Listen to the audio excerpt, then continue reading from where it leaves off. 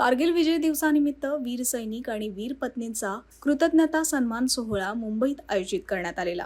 मुख्यमंत्री देवेंद्र फडणवीस, उपमुख्यमंत्री एकनाथ शिंदे आणि सुनेत्रा पवार यांच्या प्रमुख उपस्थितीत हा कार्यक्रम पार पडला। यावेळी कारगिल युद्ध स्मारक भेटीच्या आठवणी सांगताना एकनाथ शिंदे भावुक झाले। छत्रपती शिवाजी महाराजांना वंदन। भारत माता की जय। वंदे मातरम। आजच्या या कारगिल विजय दिवस वीर सैनिक, वीर माता, वीर पत्नी कृतज्ञता सन्मान सोहळ्याला उपस्थित महामहिम राज्यपाल परमादरणीय जिष्णुदेव वर्माजी, लोकप्रिय मुख्यमंत्री देवेंद्र फडणवीस जी, आमच्या ताई उपमुख्यमंत्री श्रीमती सुनीताताई पवार, सांस्कृतिक मंत्री आशिष शेलार, पर्यटन माजी सैनिक कल्याण मंत्री Shambhuraj Desai, vice admiral Sanjay Badshen, lieutenant general Kushwa, तिन्ही दलातील सर्व आर्मी, नेव्ही, एअरफोर्सचे सर्व अधिकारी, पोलीस महासंचालक सदानंद दाते, आयुक्त पोलीस देवेन भारती, उपस्थित सर्व वीर माता, वीर पत्नी आणि वीर सैनिक, दिव्यांग सैनिक आणि पत्रकार मित्रांनो, काल 26 जुलै रोजी आपण कारगिल विजय दिवस सगळीकडे साजरा झाला। पाकिस्तानच्या नांग्या ठेचून वीर जवानांनी मिळवलेल्या कारगिलच्या विजयाला 27 वर्ष पूर्ण झाली। आपण एव्हीच्या माध्यमातून देखील पाहिलं की कशा प्रकारची लढाई झाली, बर्फामध्ये किती उंचावर, आणि आपल्या सैनिकांनी जीवाची बाजी लावून आपल्या देशाचं रक्षण केलं। हे पाहताना अंगावर काटा उभा राहतो आणि त्याचाच आपल्याला अभिमान आहे, स्वाभिमान आहे।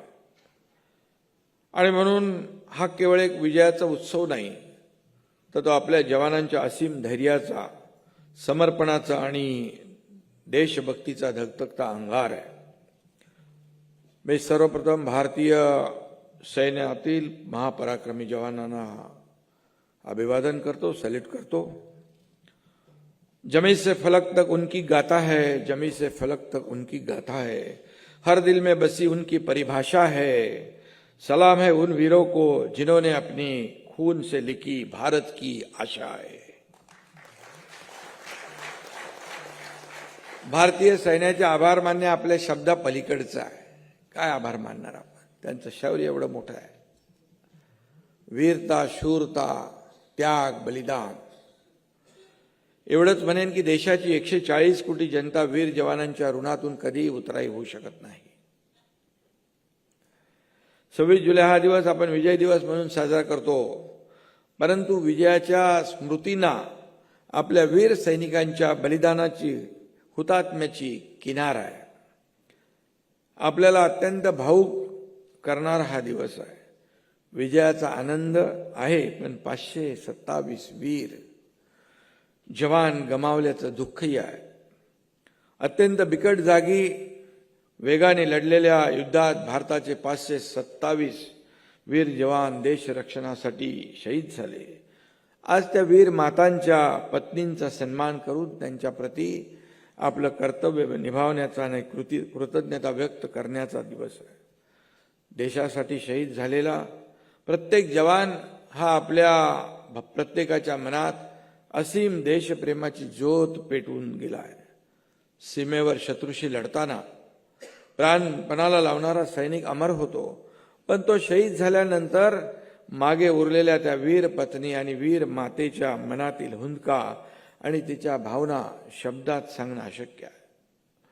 देशासाठी बलिदान दिलेल्या आपल्या मुलाच्या पत्नीच्या शौर्याचा अभिमान चेहऱ्यावर बाळगणाऱ्या या वीर माता आणि वीर पत्नी हा आपल्या देशाचा खरा स्वाभिमान आणि खरा अभिमान आहे। अशाच वीर माता, वीर पत्नींचा सन्मान करण्यासाठी आज या देशभक्तीपर कार्यक्रमाचं आयोजन केलेलं आहे। हा सन्मान महान त्यागाचा आहे, धैर्याचा आहे आणि संघर्षाचा सन्मान आहे. देश, समाज आणि आपण सगळे त्यांच्याप्रती कृतज्ञ आहोत आणि तीच कृतज्ञता व्यक्त करण्याचा हा दिवस आहे. मी या वीर माता, वीर पत्नींच्या चरणी शतशः वंदन करतो. तुमचा हा त्याग देशाच्या इतिहासात सुवर्णाक्षराने लिहिला गेला आहे. फक्त आजचा एकच दिवस नव्हे तर 365 दिवस 140 कोटी जनता तुमच्या पाठीशी खंबीरपणे उभी आहे. या अत्यंत हृदय अशा कृतज्ञता सोहळ्याचं आयोजन आपले मंत्री आशिष शेलार त्यांच्या टीमने केले आहे. मी त्यांना धन्यवाद देतो.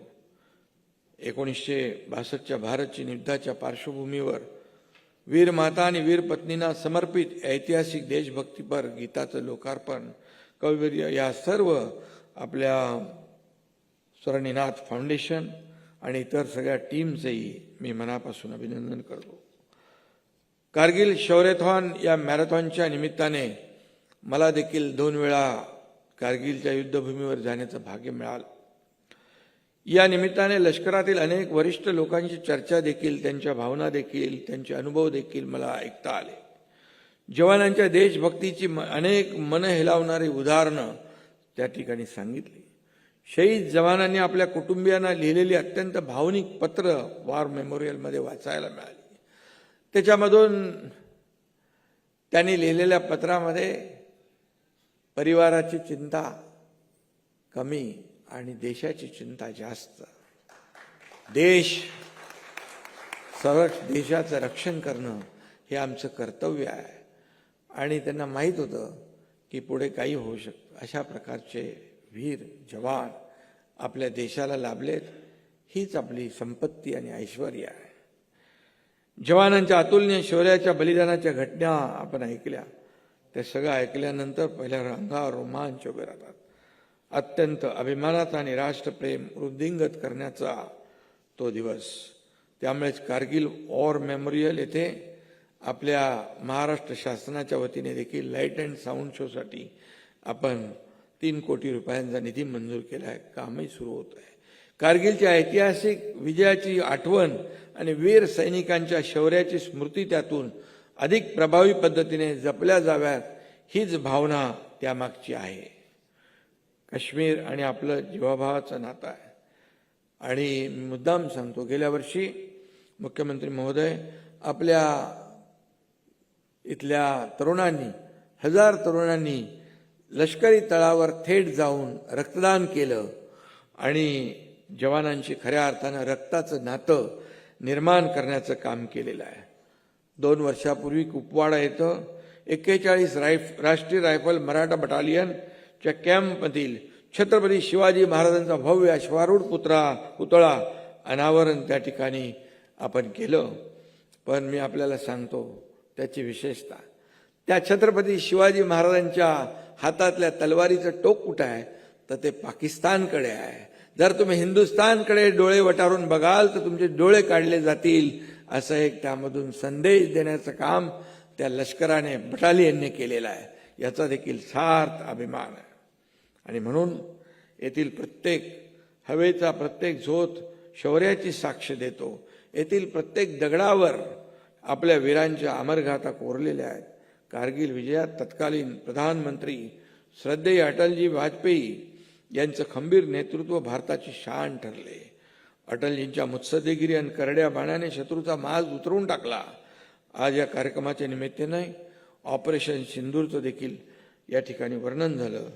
त्या सिंदूरच्या माध्यमातून पाकिस्तानला चोख उत्तर देणारी आपली भारतीय सेना आणि देशाचे फौलादी प्रधानमंत्री नरेंद्र मोदीजी यांनाही मी सॅल्यूट करतो. आपल्या सैन्याने ऑपरेशन सिंदूर राबवून पाकिस्तानच्या नांग्या ठेचल्या. ऑपरेशन सिंदूर अजून संपलं नाही असं म्हणतात प्रधानमंत्री. तो फक्त एक ट्रेलर होता. पाकिस्तानलाही माहीत आहे पिक्चर अभी बाकी आहे. आणि कुठली हालचाल केली तर त्यांचं जगाच्या नकाशावरून कायमचं नामोनिशान मिटवण्याची हिंमत आणि ताकद आपल्या भारतीय जवानामध्ये आहे. आणि आपल्याला शांतता हवी आहे, युद्ध नको. पर हम किसी को छेड़ते नहीं, पर हमें कोई छेड़े तो हम उसे छोड़ते नहीं. ही आपली देशाच्या जवानांची आणि आपल्या सर्वांचीच मानसिकता आहे. आणि म्हणूनच आपल्या सैन्यात, आपल्या महापराक्रमी जवानांमध्ये एक जी जिद्द आहे आणि ताकद आहे, त्यामुळेच मोदीजींनी देखील लष्करासाठी अनेक क्रांतिकारी निर्णय घेतले. अनेक वर्ष प्रलंबित असलेली वन रँक वन पेन्शनची मागणी मोदीजींनी पूर्ण केली. केवळ मुख्य लष्कर नाही तर BSF, CRPF, CISF यासारख्या निमलष्करी दलांमध्ये जवानांचं कल्याण, त्यांच्यासाठीचे गृहनिर्माण प्रकल्प, आरोग्य सुविधांमध्ये मोठे सुधार घडवून आणले. आणि म्हणून नारी शक्तीचा सन्मान करत आज आपल्या मुलींना लष्करात परमनंट कमिशन, कमांड पोझिशन देण्यात आल्या.